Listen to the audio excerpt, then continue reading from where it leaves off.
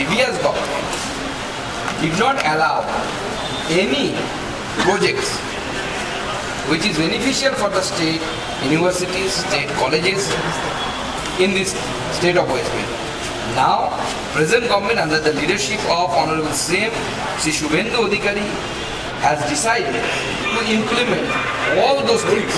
It may be PMC school, it may be PM Usha, or it may be the NEP 2020.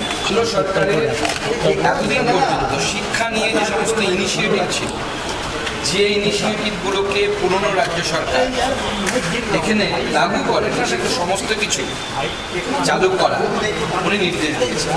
তার মধ্যে PMC school আছে, জাতীয় শিক্ষানীতি 2020 আছে।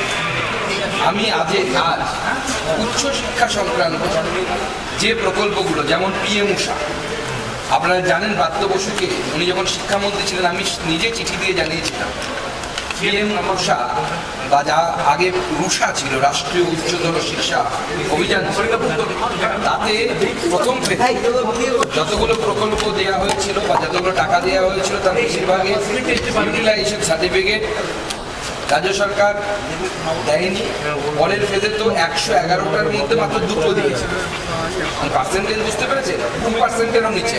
এছাড়াও IIIT কল্যাণ, যা কেন্দ্র সরকার, রাজ্য সরকার এবং প্রাইভেট পার্টনারশিপের যৌক্তিক, মানে 3 পক্ষের উদ্যোগে, ত্রিপাক্ষিক উদ্যোগে হওয়ার কথা ছিল, তাতেও রাজ্য সরকার সামান্য টাকা, সেই টাকা পর্যন্ত রাজ্য সরকার দেয়নি। 6 কোটি টাকা, 6 কোটি 14 লাখ টাকা।